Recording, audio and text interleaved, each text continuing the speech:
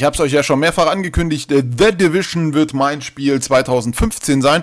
Und ich komme zwar schlecht an die Entwickler ran und Ubisoft wird wahrscheinlich auch noch nicht so viel bekannt geben, aber ich habe jemanden gefunden, der ist ein wirklicher Experte in Sachen The Division und er kommt aus Holland, aus unserem lieben guten Uppsala Nachbarland. Und jetzt haben wir das kleine Problem, ich kann kein Holländisch und er kein Deutsch. Also versuchen wir das Ganze in einem gequirlten Englisch. Und für alle, die da überhaupt nichts verstehen, gibt es diesmal den Podcast mit Untertiteln. In diesem Sinne, auf geht's!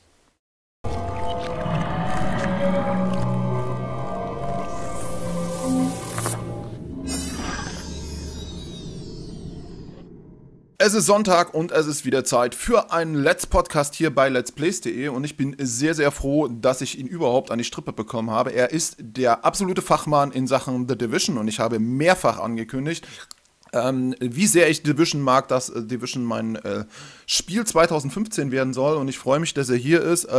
Nice to meet you, here is MarcoStyleNL. Nice to meet you too. Okay, to first I have some information about you. The name of your channel, it's MarcoStyleNL. You have 20,810 subscribers. Yeah, I'm pretty happy with that. It's a lot, and you have 1,737,56 views. I do. I don't even know that. I honestly never look at that.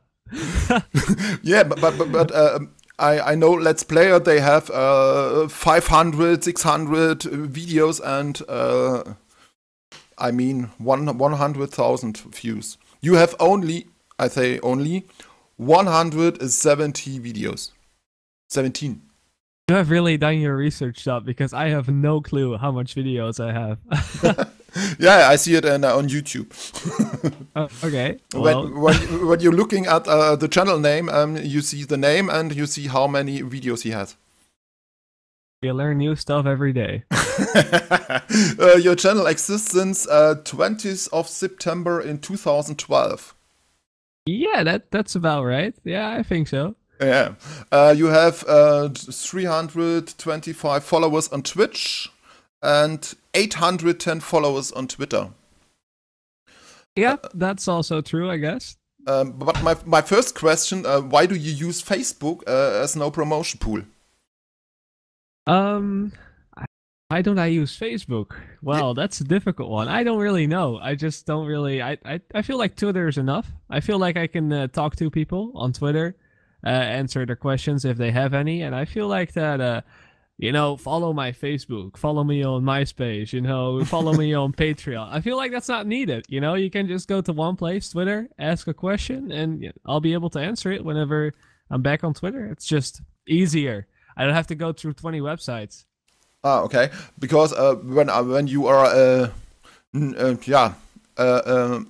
Let's Player and you have so many subscribers, you need Twitch, you need Facebook, you need Tumblr, and...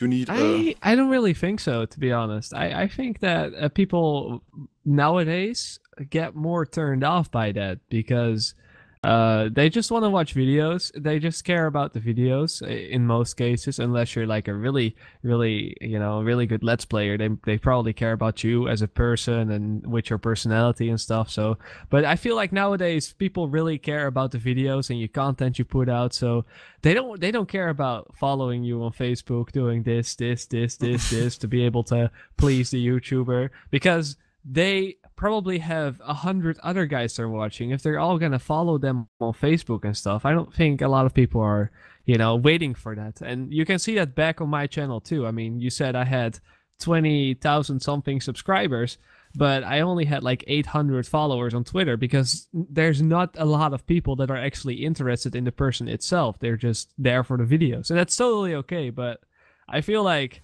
it turns people more off than it actually, I don't know. I feel like you just get some family with Facebook and that's it. Not a whole lot of following. Okay, yeah. In German, the Let's Play are more on Facebook. Twitter, it's difficult. It is. Yeah. Well, if you just use Facebook, that's also cool. I don't have anything against Facebook. It's just that I don't want to have like 20 websites where I go to find all the people and stuff. I feel like one place, that's it. Easier for me, easier for them. Okay, I understand. Which games you play yourself? Not as a Let's Player, or for you, only for you. Only for me. Well, I'm not a Let's Player, so I feel like I play a lot of Halo Okay. still. I have enjoyed the Halo 5 beta, which was pretty good. And then I've played a lot of Halo Wars in the past. I play some StarCraft too at the moment. Mm-hmm. I'm currently trying to get into Masters League, but it's pretty difficult. It's quite a challenge. And then I'm going to play Dying Light and HC1C whenever those come out, which I may actually do a video about, a video or two. You know, some funny moments, but nothing more. So it's not like and then well, that's basically what I play. I don't really play a whole lot of games. When I play games, I play them a lot and I try to get really good at them. Mm-hmm. But I don't really play all around games. Sometimes I get a game here like Far Cry 4, but then I played for a week, but that's really about it. Okay. What is the fascination of the Division for you? I think that has kind of changed over time. At first, when I saw it, I was like, "Whoa, this game looks so good," and I was like, "This is like the next generation GTA 5," and it just blew me away because I never even heard of it. And right now, the fascination to me is really the mechanics of the game, how they're approaching all the new stuff, because there's so much stuff in that game that really hasn't been done. There, of course, there's also stuff that has been done, Mm-hmm. but there's so much stuff in there that is just new for me, and I guess that's what I really like about it now. Okay. And where do you get the information about the game? You go on Reddit or other website? Uh, yeah, there's a couple of websites I check daily, but then there's also my subscribers now who actually sent me some articles here and there, and then sometimes it's just clickbait articles like we know the release date, and then there's nothing in there. And like, yeah, great, that's 2 minutes of my time right there. But there's also there's fans that actually send legit information, and I gather it and I go into it. And so there's website I check daily, which is the official website. Mm-hmm. There's their Twitter, their Facebook. There's some other websites like Reddit, and then there's also Examiner and all those websites. Which I just, I go through them like 2 minutes, see if there's something new at all, and there's then of course people sending me the info, which is a lot easier for me. But you also find articles in German website and in Austria. I see it in the Oh yeah, video. there's websites like mydivision.net, which is a good German website, thedivision.de, which is a good German website. What else? What other languages? We have thedivisionfrench.com, which is a French website, but that's also a good French website. We have The Division World, which is then in English. There's so many websites out there nowadays, and sometimes you just check them real quick, see if they have anything. But usually I'm kind of like whenever I release a video about something, then the same day they do too, and it's vice versa. So we're kind of like going head to head on who's first. I guess not really on purpose, but I guess we both spot the same info at the same day. So Okay. You was on 2014 at the Gamescom in Cologne. that's true. That was really fun. Yeah, Really a lot of fun. and you had an interview with the developer at Gamescom. How do you feel in the moment? Well, I was pretty nervous because I had never done anything like that, of course. So I don't know. At first, I was standing there. I was on the camera. There were a lot of people behind the camera that you didn't see on the screen. So I was like, there was a little bit of pressure, yeah, of course. But I got myself together, and I rolled through the interview. I feel like, even though the interview took 17 minutes because I had a lot of questions, but I feel like it went quite smoothly. And after that, we just had all together. We had a beer and we just had a lot of fun behind the scenes, I guess. So I guess first nervous, but it was also a lot of fun. But the best question was about. Tell me about the Green Zone. Oh yeah, no, the interview had a rough start. You must have seen the uncut version before it got taken down. Yeah, that left some questions. You want me to really go into that? Yeah, you ask him about the screenshot because you have read in an article on a Austria website, yeah? Okay. So I'm gonna tell you the story. I think it was examiner.com who had the interview, but I'm not entirely sure anymore because it's a long time ago. Mhm. They sent me, or they had this article about that there was a green zone in the west of Midtown, I believe, and that green zone had this and this and this, and it was supposedly they called the social zones. They were gonna call them the green zones. That was the whole article. So I was Okay. like, I did a video about that. I was like, hey, we finally have a name for what these social zones are. I mean, we have PvP areas, we call them dark zones, but we didn't really have a name for social zones yet. But Yeah. then, but then I go to Gamescom, and I think I got my info, so I think I'm all up to date. I'm going to Fred. I'm saying, hey, can you tell us a little bit more about some, I'm thinking, because social zones. I could have asked social zones, but I asked green zones just because I read that on the internet. And he's like, what are green zones? And I'm like, well, you had an interview because I forgot to mention that because in the article it said that Frederick Rundqvist, the guy that I interviewed, Fred actually told Examiner that they changed the name to Green Zones and all that stuff. You can still find it back. I did a video about it. And then when I asked Fred the same question about green zones, he didn't even know what green zones were. So I was like standing there. I'm like, wow, what did I do wrong? Where did it go wrong? And I was like, I must have messed up something. It was either the wrong website. It was either so. But when I got home, I did a lot of research and stuff, and I actually have a whole video about this. It was fake articles need to go away. It was a little time ago that I made that, but I actually figured out that the article was probably fake because I checked all the questions that I asked, I checked everything, I checked all the sources, and it just did not add up at all. Okay. Do you think that Ubisoft can meet the expectations placed on the game at all? I think of the great disappointments in Watch Dogs and Assassin's Creed Unity in terms of error the game and graphic downgrade. I am definitely sure that they can deliver a game that is good, that is finished. They're getting a whole lot of time for it, and well, they had it playing live on Xbox, and although it was only of one area, so we didn't really get to see like another part of the map. It ran smooth. Like some people say they had seen some what's it called? Screen tearing. Okay. It didn't bother me at all. I didn't see it, but maybe some other people saw some screen tearing. But other than that, it was on a big screen as well, and it looked sharp and nice. I feel like they are already in a very very far ahead in making. How do you say that? I'm losing my words here. I think they're gonna deliver a good game. I think right now they're just working on game mechanics, balancing. They're testing the game. They're making the environment. The game isn't nearly finished, but it runs good, I believe. Of course, they still need some optimization, but it looks good and it runs good already. So I really don't see it happening that it's gonna be like another Watch Dogs, like you said. I don't think that's gonna happen.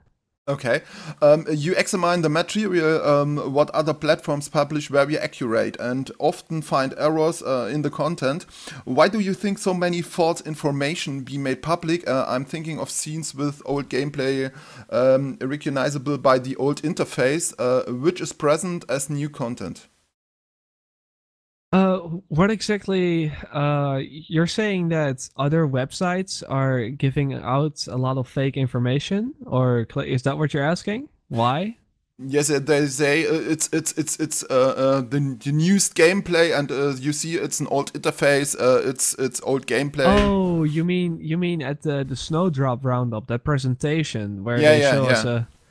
a I think they didn't really have new gameplay ready. I think they just they grabbed some old gameplay that they had because I recognize some of the areas that they had from other pictures. So I guess they just smacked some new gameplay scenes, well, new for us but old for them together.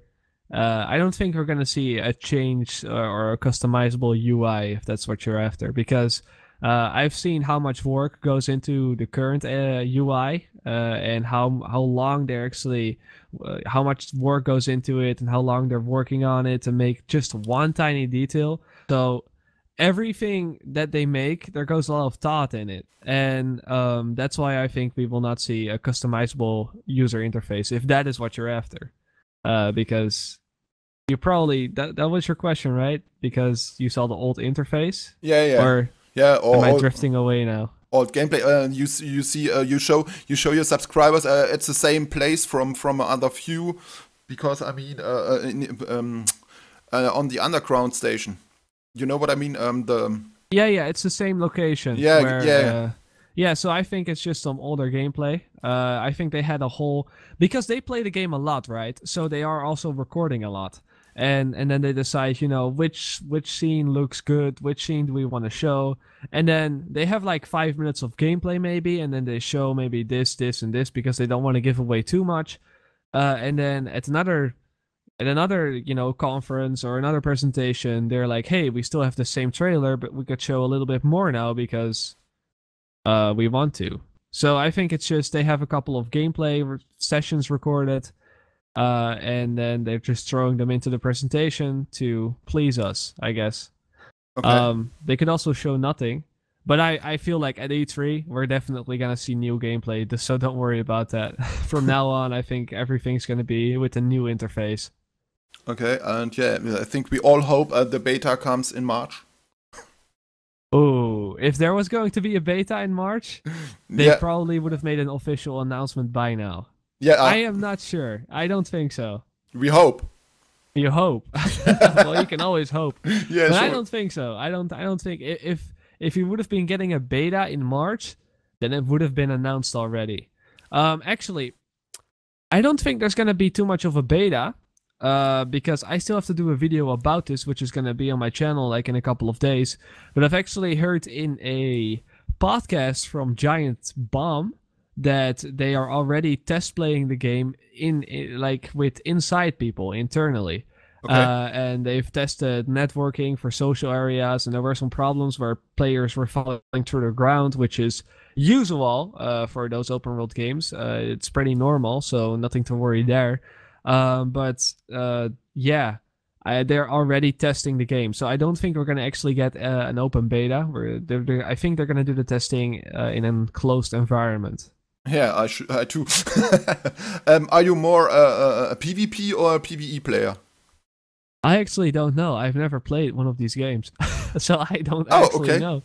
Like I said, I have very little experience. I've played GTA 5, of course, but that's different, I guess. I've never played an actual MMO, because I've always been playing on Xbox 360, and before that I've played on PlayStation 2, PlayStation 1, and you didn't really have any MMO games. Now the Divison is not an MMO, but it's kind of similar in some ways, so it's gonna be a new experience for me. So I don't know yet.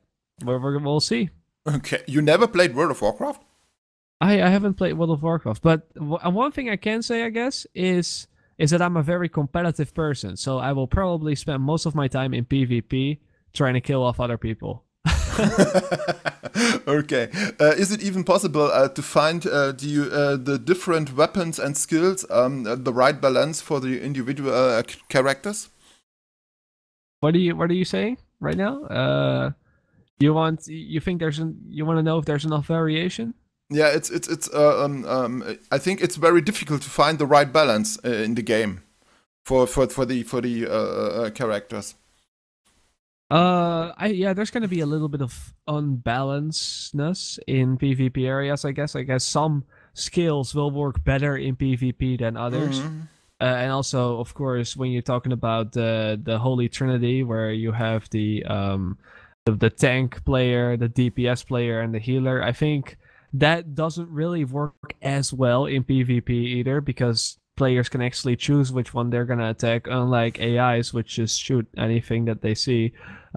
So yeah, you're gonna have to make some adjustments or some special loadout kits maybe for PvP, because there's gonna be some stuff that just works better. But I'm not really bothered by it. It's part of the game. I mean, even in competitive shooters like maybe Battlefield, Call of Duty, or Halo, there's always going to be one weapon that's just the best, or one loadout that's the best. So of course, there's always going to be a little bit of imbalanced stuff in there. It's natural. There's always one thing that just works best.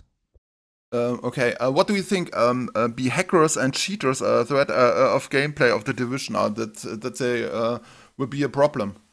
I don't think so, because an internet connection is required to play the game. If you don't have an internet connection, then you can't play the game. So it's still going to be possible, but with an always online system, yeah, it's going to be very easy to detect who is cheating and who's not. I think that's actually also one of the reasons why they always want people to be online, because otherwise you can go offline, you get some mods in there, get your weapons up to max level, go back online, and hey, I'm super amazing now. So I guess I don't really see it as a problem. But hey, we'll see. Yeah. Do you think that Ubisoft will charge monthly fees for the Division, or absolutely not? No, it's gonna be just a normal game. Okay. I think it's gonna be a game that you just buy for $60 in the shop, and that is it. I don't think there's gonna be a monthly fee, because it's not an MMO game. I mean, first-person shooter games and strategy games have multiplayer servers that they have to keep online, and they do that for free. So why shouldn't this game? But they say it's an MMO. It's not an MMO. No, it's an open world online RPG game. It's not an MMO. Okay. Will there be a pay-to-win system? I have no idea. Of course, I can't say that. I don't. Of course, they shouldn't. If they're gonna have a pay-to-win system, that just ruins the game. Yeah. I don't think it should at all. But of course, they can mess it up very badly, and the possibility is always there.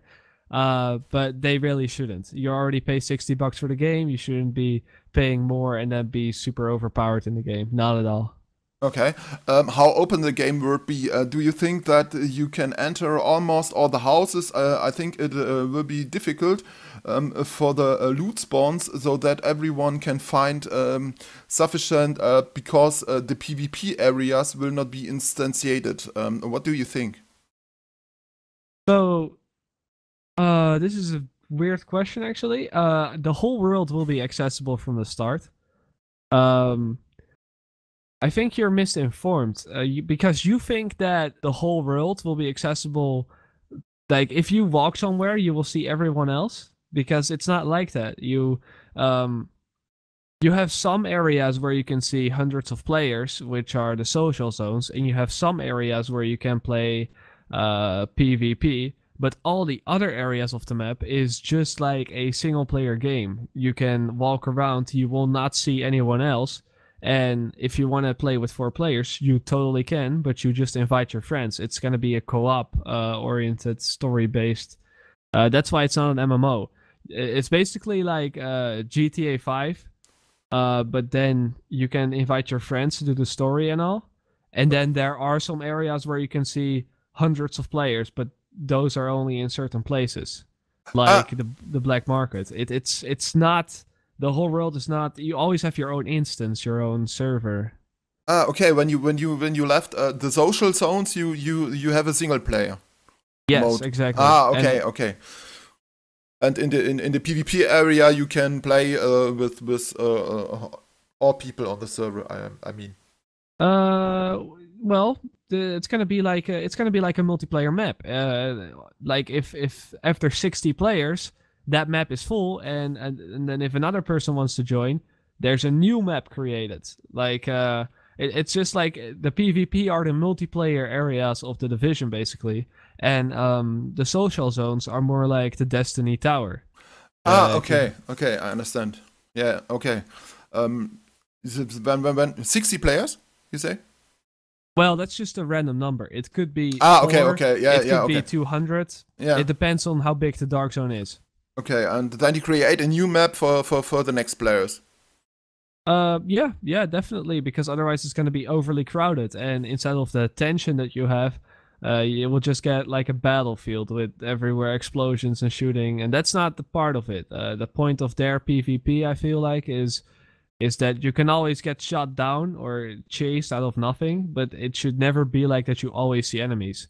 It's going to be There's going to be a little more to it than that, of course. And there's no scoreboard. Instead of points that you can earn, you have loot that you can collect. And if you get that out of their safety, you can keep it. But outside of the PvP areas, it's just going to be you and 4 other players. Okay. Important question. What do you think when the release date of the Division will be announced? I think at E3 this year. I think they're gonna have one more year of E3 and Gamescom where they can show off their trailers, where they can really show off what this game is about, and then they will reveal the release date after that. I feel like, and then what I personally think the release date is going to be is November, somewhere in November this year. November. Okay. Yeah, I think so. But why? Because they show Christmas in the partly, trailer. yeah. Like usually games get released around that time. It is after Gamescom and it is after all those events, so they have had plenty of time to show off their game to everybody to try and get a huge following for their game. So yeah, I think around November, maybe beginning December, around that time. Okay. You go to the Gamescom in 2015? Yes, definitely. I'm gonna go there for probably more than just one day. With the next interview. Yeah. I'm gonna have more questions ready for them. They're not gonna get off that easy.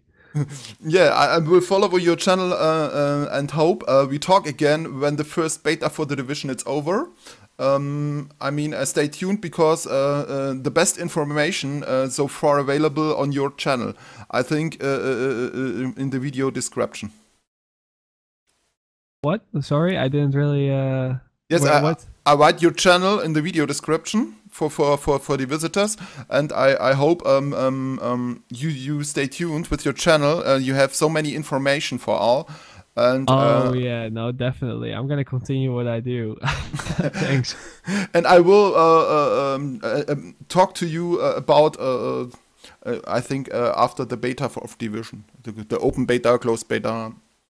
You really still think there's gonna be a bit? We'll see. We'll see. I hope, but I'm not. I don't think it's gonna be there. But we'll see. Okay. Thank you for coming, and I wish you fun. all the best. And I hope we meet us on the Gamescom 2015, and I can translate you for German. You say Sure, that would be cool. Yeah, we can meet up. No problem. Okay. Thank you very much, and bye bye. See ya. Tja, ihr Freunde, das war einer der größten Experten in Sachen The Division, MarcoStyleNL, und wir bleiben auf jeden Fall dran und wir werden auf jeden Fall weitere Informationen von ihm haben, wenn wir wieder was hören. Ich sage danke fürs Zuhören, bis zum nächsten Podcast, see you, ciao und bye!